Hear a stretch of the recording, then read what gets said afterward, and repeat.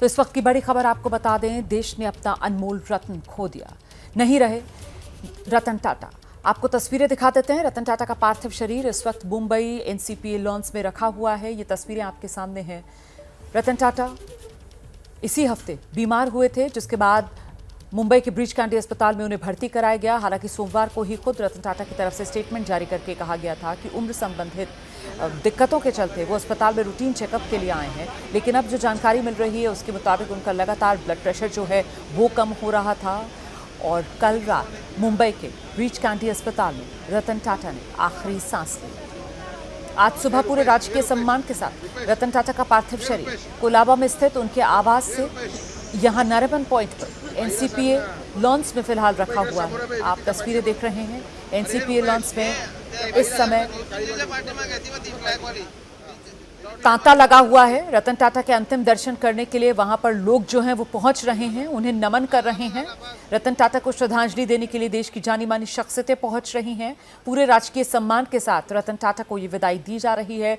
तिरंगे में लिपटा हुआ रतन टाटा का पार्थिव शरीर, तस्वीरें आपके सामने। हम सीधे आपको लेकर चलेंगे। हमारे साथ हमारे दो सहयोगी इस समय मौजूद हैं। यहाँ एनसीपीए लॉन्च से हमारे साथ मृत्युंजय इस समय मौजूद है। पहले मृत्युंजय का ही रुख करते हैं और जरा जानते हैं मृत्युंजय से कौन कौन बड़ी शख्सियत जो यहाँ पर अभी तक पहुंचा है और आने वाले समय में किसी बड़े नेता के यहाँ पर पहुंचने को लेकर कुछ सुरक्षा की व्यवस्था की जा रही है क्या मृत्युंजय? अभी का अपडेट क्या है? जी बिल्कुल, सुबह से ही चाहे आम हो या खास से सभी लोग यहाँ पर पहुंचकर अंतिम दर्शन कर रहे हैं। तांता लगा हुआ है। तस्वीरें हम दिखा रहे हैं आपको। दो कतार नजर आ रही होगी। बाईं तरफ की जो कतार है उसमें और खासकर समूह की अलग अलग कंपनियों में काम करते हैं वो दर्शन कर रहे हैं और दाहिनी तरफ परिवार के कुछ सदस्य बैठे हैं, उन्हें सांत्वना दे रहे हैं। और वहीं दूसरी तरफ वीआईपी जो मेहमान है या फिर राजनीति के क्षेत्र से जुड़े हुए लोग हों या फिर उद्योग जगत क्षेत्र से जुड़े हुए लोग हैं, अंतिम दर्शन कर रहे हैं। कुमार मंगलम बिरला पहुंचे हुए थे, उन्होंने अंतिम दर्शन किया। आरबीआई के गवर्नर शक्तिकांता दास पहुंचे हुए थे, उन्होंने अंतिम दर्शन किया। अजय पिरामल अंतिम दर्शन किया। राजनीति क्षेत्र की बात किया जाए तो कुछ देर पहले ही 5 मिनट पहले ही राज ठाकरे अपनी पत्नी के साथ यहां पर पहुंचे हुए थे, उन्होंने अंतिम दर्शन किया। इस वक्त महाराष्ट्र के उद्योग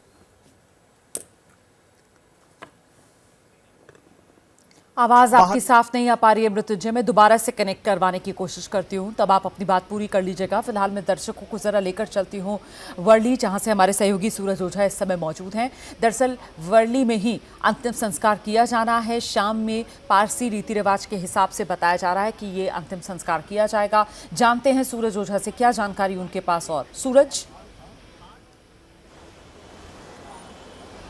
जी बिल्कुल, मैं पहले दिखा दूं कि ये वही स्मशान है जहां पर आप देख सकते हैं कि तैयारियां शुरू है।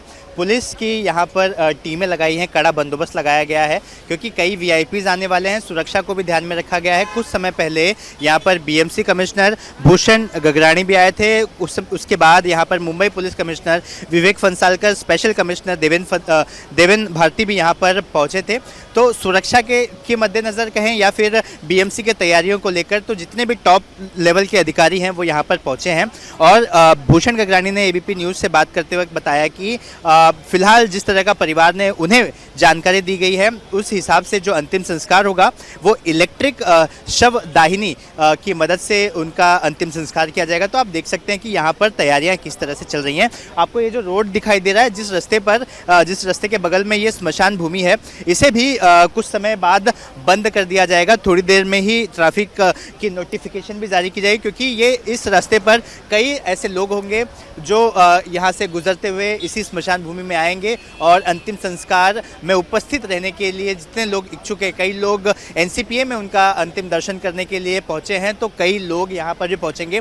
ऐसा बताया जा रहा है कि केंद्रीय गृह मंत्री अमित शाह पहले एनसीपीए जाएंगे, उनका अंतिम दर्शन करेंगे, उसके बाद सह्याद्री गेस्ट हाउस जाएंगे और फिर शाम को जब अंतिम संस्कार किया जाएगा उस वक्त भी वो यहाँ पर मौजूद रहेंगे। तो जाहिर सी बात है कई बड़े राजनीतिक जो लीडर्स हैं वो भी यहाँ रहेंगे, खेल जगत के हों चाहे उद्योग जगत के जो दिग्गज हैं वो भी यहाँ मौजूद रहेंगे।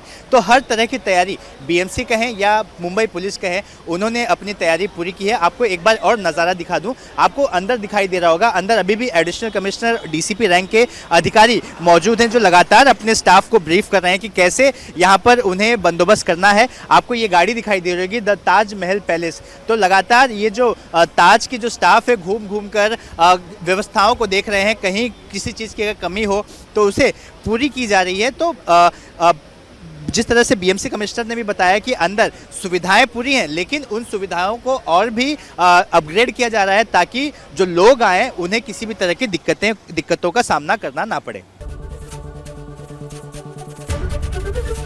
एबीपी गंगा, खबर आपकी, जुबान आपकी।